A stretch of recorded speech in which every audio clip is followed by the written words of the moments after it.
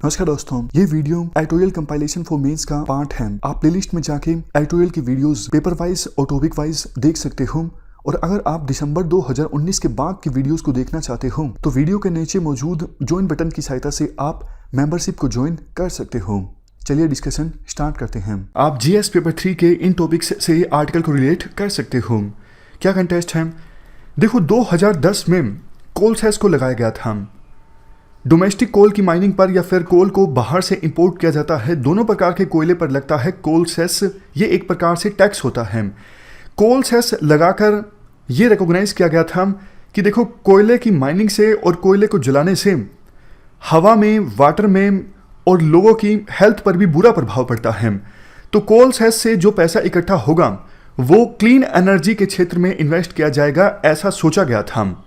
शुरुआत में थोड़ा बहुत पैसा कोल सेस से जो इकट्ठा किया गया था वो कोल क्लीन एनर्जी के क्षेत्र में इन्वेस्ट हुआ भी, रिसर्च एंड डेवलपमेंट में और दूसरे पर्पजेस के लिए। लेकिन देखो, 2017 में जब जीएसटी आया तो उस समय स्टेट्स को ये चिंता थी कि जीएसटी आने के बाद हमारा जो रेवेन्यू है वो कम हो जाएगा। तो सेंट्रल गवर्नमेंट ने स्टेट्स को कहा था कि हम आपके लॉस को कंपनसेट करेंगे। अब देखो, स्टेट्स के लॉस को कंपनसेट किया जाता है इस कोल सेस की सहायता से। मतलब शुरुआत में मकसद ये था कि कोल सेस से जो पैसा इकट्ठा हुआ है उसका इस्तेमाल किया जाएगा क्लीन एनर्जी के लिए, रिसर्च एंड डेवलपमेंट के लिए। लेकिन 2017 से कोल सेस का जो रेवेन्यू है वो दिया जा रहा है स्टेट्स को। अब देखो, कुछ एक्सपर्ट्स ये मांग कर रहे हैं डोमेस्टिकली कोल माइनिंग को बूस्ट करने के लिए जो कोल सेस है इसे हटा दिया जाए। इससे इंडिया का जो कोयला है वो इंटरनेशनल मार्केट में कॉम्पिटिटिव होगा। बट इस आर्टिकल में कहा जाता है बल्कि देखो, कोल सेस को हटाने के बजाय कोल सेस बढ़ाना चाहिए और ये इंश्योर करना चाहिए अब कोल सेस जो डाइवर्ट किया जा रहा है उसे डाइवर्ट ना किया जाए और उस पैसे का इस्तेमाल किया जाए क्लीन एनर्जी में रिसर्च एंड डेवलपमेंट के लिए या फिर क्लीन एनर्जी के लिए नए इक्विपमेंट्स को खरीदने के लिए। जैसा देखो, अगले पॉइंट में ये बोला जाता है थर्मल पावर यूनिट्स जो हैं वहाँ पर अभी महंगे महंगे इक्विपमेंट्स इंस्टॉल करने की आवश्यकता है ताकि particulate matter, SO2, NO2, mercury, इन सब का जो एमिशन है वो कम से कम हो और पानी का जो कंजम्पशन है वो भी कम से कम हो। वो महंगे इक्विपमेंट्स खरीदने के लिए थर्मल पावर यूनिट्स के पास पैसा नहीं है। तो कोल सेस से जो पैसा प्राप्त होता है वो दिया जा सकता है थर्मल पावर यूनिट्स को।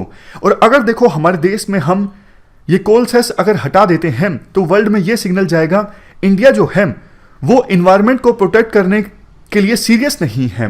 क्योंकि बाकी देश एक तरफ जहां कोयले के यूज को खत्म करने की कोशिश कर रहे हैं धीरे धीरे, और जबकि कोल सेस को हटा के हम तो कोयले की माइनिंग को एनकरेज कर रहे हैं, तो गलत सिग्नल जाएगा पूरे वर्ल्ड में।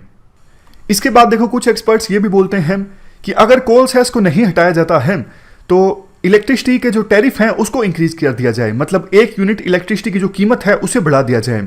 आर्टिकल में कहा जाता है ये भी सही नहीं है। इससे तो ये वो वाली बात हो गई कि आप बर्डन जो है वो कंज्यूमर्स पर डाल रहे हो।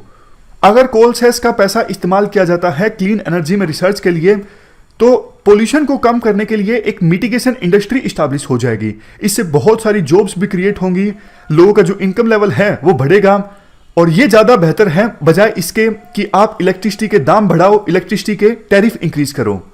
तो ये 4-5 पॉइंट्स थे कोल सेस से संबंधित।